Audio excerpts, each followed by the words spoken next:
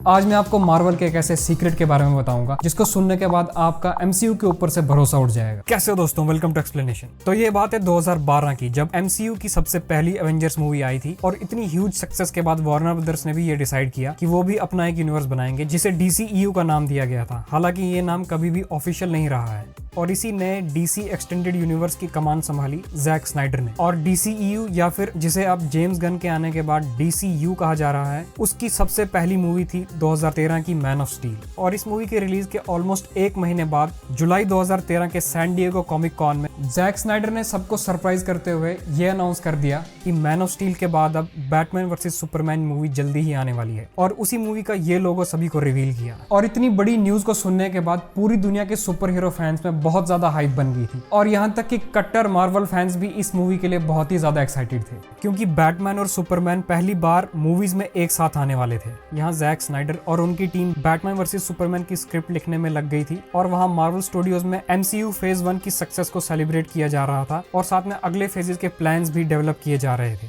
और एमसीयू के फेज 2 में 2014 की movie captain America the winter soldier release होती है, जो कि बहुत ही ज्यादा सक्सेसफुल मूवी रही थी। और फिर उसी साल डायरेक्टर्स एंथनी और जो रूसो ने ये बताया था कि वो कैप्टन अमेरिका के तीसरे पार्ट पर भी काम शुरू कर रहे हैं। और साथ में उन्होंने ये भी बताया कि इस तीसरे पार्ट की स्टोरी का मेन फोकस रहेगा विंटर सोल्जर और इस मूवी में विंटर सोल्जर के साथ सर्पेंट सोसाइटी के सुपर विलन्स को दिखाया जाएगा और ये मूवी एक साइकोलॉजिकल थ्रिलर फिल्म होगी। ध्यान देना कि ये सभी अनाउंसमेंट्स 2014 के कॉमिक कॉन से पहले हुई थी। और उसके बाद आता है 2014 का कॉमिक कॉन, जहां पर बैटमैन वर्सेस सुपरमैन का बहुत ही छोटा सा टीजर सबको दिखाया गया और सभी लोग बस इसी के बारे में बात करना शुरू हो गए थे। और इसी कॉमिक कॉन में एमसीयू ने फेज 3 की अनाउंसमेंट भी कर दी और सभी को सरप्राइज देते हुए कैप्टन अमेरिका सिविल वॉर की अनाउंसमेंट भी कर दी। और ये मूवी कोई भी एक्सपेक्ट नहीं कर रहा था, लेकिन साल 2016 में पहले बैटमैन वर्सेस सुपरमैन और फिर iron man versus captain America को देखने के लिए सभी के सभी बहुत ही ज्यादा एक्साइटेड थे।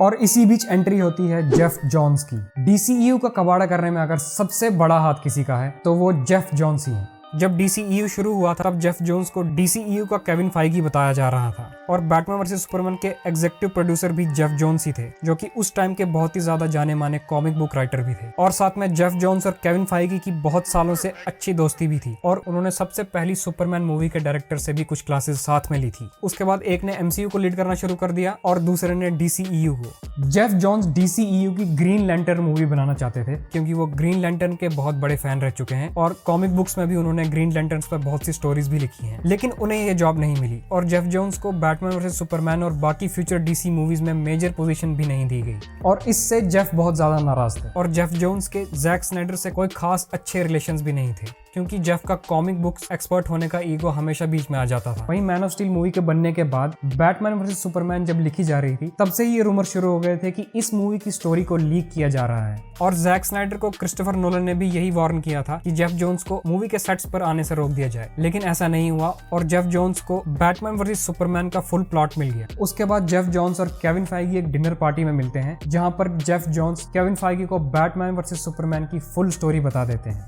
और केविन फाइगी को ये स्टोरी इतनी ज्यादा पसंद आई कि जितना जल्दी हो सके उतना जल्दी उन्होंने एक्शन लिया और कैप्टन अमेरिका 3 की ओरिजिनल स्टोरी को कैंसिल करके iron man versus captain America की सिविल वॉर स्टोरी को बनाना शुरू कर दिया। और इतना ही नहीं, बैटमैन वर्सेस सुपरमैन और कैप्टन अमेरिका सिविल वॉर में बहुत से प्लॉट पॉइंट्स सिमिलर हैं, जैसे कि बैटमैन और सुपरमैन के बीच की लड़ाई करने के पीछे का मास्टरमाइंड लेक्स लूथर था और वहीं आयरन मैन और कैप्टन अमेरिका के बीच डिफरेंसेस क्रिएट करने के पीछे जीमो का हाथ था। वहीं बैटमैन वर्सेस सुपरमैन में भी मल्टीपल सुपर हीरोज थे और सिविल वॉर में भी अलग अलग super heroes. Batman versus Superman में हमें एक नई सुपर हीरो वंडर वुमन देखने को मिली थी और वहीं सिविल वॉर में ब्लैक पैंथर और स्पाइडरमैन जैसे नए कैरेक्टर्स हमें देखने को मिले थे। और इतना ही नहीं, दोनों ही मूवीज में एक कैरेक्टर के पेरेंट्स के लॉस को दिखाया गया है। जहां बैटमैन वर्सेस सुपरमैन में स्टार्टिंग में ही बैटमैन के माँ बाप की डेथ दिखाई थी और वहीं सिविल वॉर में हमें आगे जाकर पता चलता है कि आयरन मैन के माँ बाप को विंटर सोल्जर ने मारा था। बैटमैन वर्सेस सुपरमैन की स्टोरी लीक होने के बाद जैक स्नाइडर और उनकी टीम ने थोड़े बहुत चेंजेस उस स्टोरी में किए, लेकिन अब टाइम इतना तो हो चुका था कि ज्यादा चेंजेस वो नहीं कर पाए थे।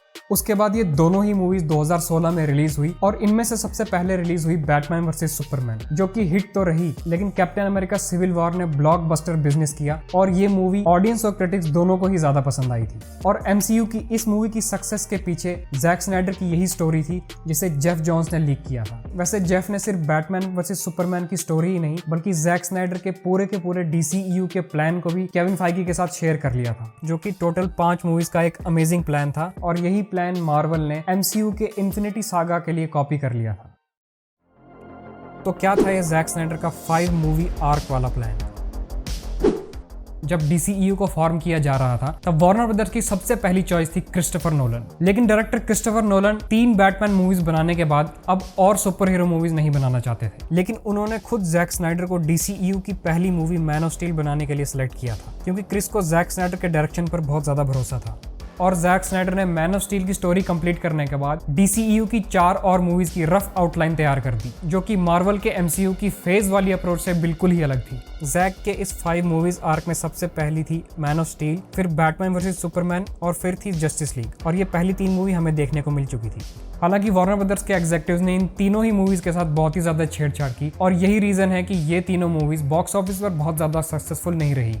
स्टूडियो हेड जेफ जोन्स और वॉल्टर हमाडा ये चाहते थे कि DC की मूवीज लाइटर टोन्स की हों और वो MCU की मूवीज जैसी ही लगे, लेकिन जैक MCU को कॉपी करने के बजाय एक अलग ही विजन से DCU को बनाना चाहते थे। MCU ने जहां 11 साल और 22 मूवीज के बाद अपने इन्फिनिटी सागा को एंड गेम मूवी के साथ कंप्लीट किया था, वहीं जैक स्नाइडर अपनी 5 बड़ी मूवीज के साथ अपने इस DCEU को दिखाना चाहते थे, जिसे फैंस स्नाइडर वर्स के नाम से भी जानते हैं। और फैंस की डिमांड पर जैक स्नाइडर जस्टिस लीग देखने के बाद हमें ये पता चल गया था कि जैक की इन 5 मूवीज का मेन विलन डार्क साइड ही था, बिल्कुल वैसे ही जैसे MCU के इन्फिनिटी सागा में थैनोस एक मेन विलन था। और Jack Snyder Justice League movie के एंड पर हमें इसकी डार्क साइड की झलक भी दिखी थी, और उसी मूवी के पोस्ट क्रेडिट सीन में हमें ये दिखा था कि एक्वामैन और वंडर वुमन भी मर चुके हैं, जिसे मैंने अपनी इस वीडियो में एक्सप्लेन किया है। और यही स्टोरी हमें जस्टिस लीग पार्ट 2 में भी दिखने वाली थी। और अपने इन 5 मूवीज की स्टोरी जैक स्नाइडर ने अपने स्टोरी बोर्ड्स में सबके साथ शेयर भी की है, और उन्हीं स्टोरी बोर्ड्स को देखने के बाद पता चला था कि जस्टिस लीग पार्ट 2 में डार्क साइड और उसकी आर्मी मूवी के एंड पर जस्टिस लीग को हरा देगी, बिल्कुल वैसे ही जैसे इन्फिनिटी वॉर में थैनोस ने एवेंजर्स को हरा दिया था।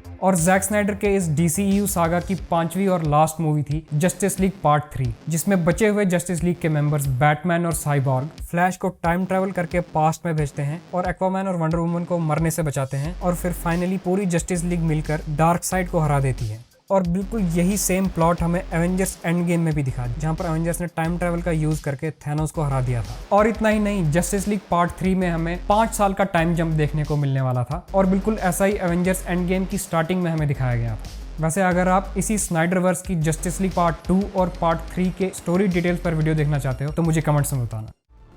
आप इमेजिन करो कि अगर जैक स्नाइडर की फैमिली ट्रेजेडी ना हुई होती और जस्टिस लीग 1 अपने पूरे ओरिजिनल प्लान से और बिना किसी स्टूडियो की छेड़छाड़ से रिलीज हुई होती, तो DCEU का अमेजिंग यूनिवर्स आज हमें अपनी फुल ग्लोरी में दिखता, और 2020 या 2021 में जस्टिस लीग 3 मूवी भी आ चुकी होती। जेफ जोन्स की अपनी इसी दोस्ती के रीजन से उसे द स्नेक ऑफ DCEU भी कहा जाता है। लेकिन अच्छी बात यह है कि जेफ द स्नेक जॉन्स को 2018 में ही DCEU से बाहर कर दिया गया है। जब तक MCU के पास जैक स्नाइडर का प्लान था तब तक बहुत सही जा रहा था, लेकिन अब एंड गेम के बाद वो प्लान भी एंड हो चुका है, और फेज 3 के बाद MCU की मूवीज ज्यादा कमाल नहीं कर पाई है। स्पाइडरमैन नो वे होम ही फेज 4 की इकलौती अच्छी मूवी थी, और MCU के फेज 4 का कांड इसीलिए हो रहा है क्योंकि उनके पास अब जैक स्नाइडर का प्लान नहीं बचा है। और इसीलिए कुछ दिनों पहले ये भी रूमर्स आए थे कि फेज 6 की last movie Avengers secret Wars की स्क्रिप्ट को केविन फाइगी ने बहुत बार फाड़ कर फेंक दिया है। और वैसे भी MCU एंड गेम पर अपने पीक पर था, और किसी भी चीज का पीक सिर्फ एक ही बार आता है, और एंड गेम के उस पीक के बाद MCU धीरे धीरे नीचे ही आने वाला है। और साथ में DCEU में James Gunn, Henry Cavill, Ben Affleck और होपफुली जैक स्नाइडर के वापस आने के बाद